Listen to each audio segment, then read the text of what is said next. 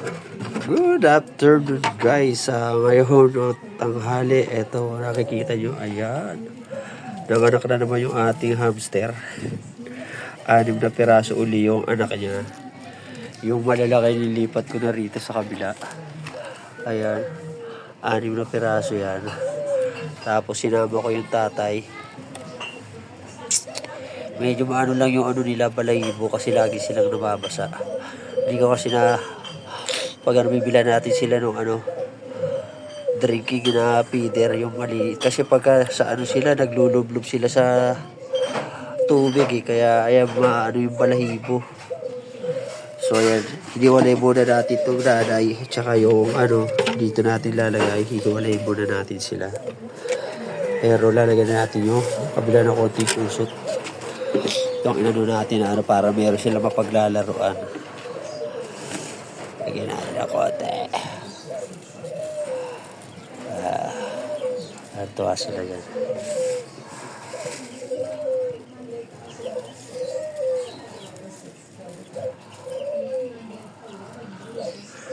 Lagyan natin sila dyan. Tapos lagyan natin ito rito.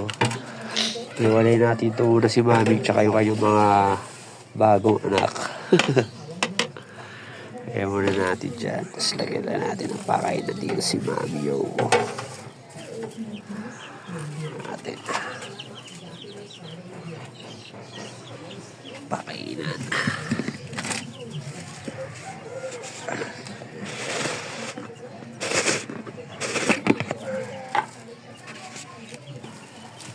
Natin ang konti pagkain.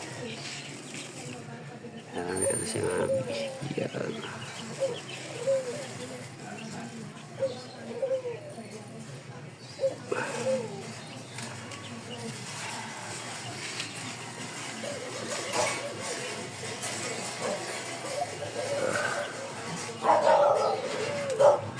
Pag ganyan, datigdagan na lang natin yung kuha ulit tayo dun sa mano ka ng daon ng saging at gugupit-gupitin natin.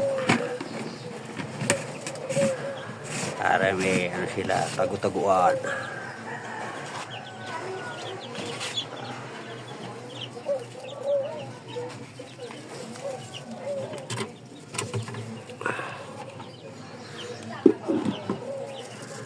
Ayan, dami na nakakatuwa, liliit lang.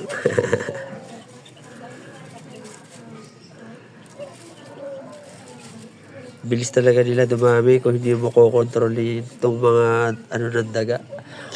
Kasi halos lang yan, magto 2 months. Ayan, 6 na piraso tapos meron. Ibig sabihin gano'n ka, yung nila,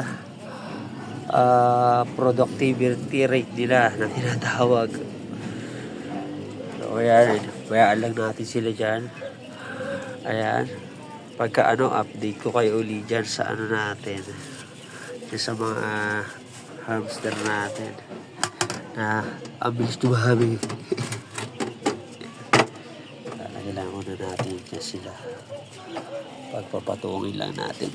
Ayan, sana nagustuhan nyo yung video natin at yung update natin dito sa bago nating kapapanganak lang na uli na hamster.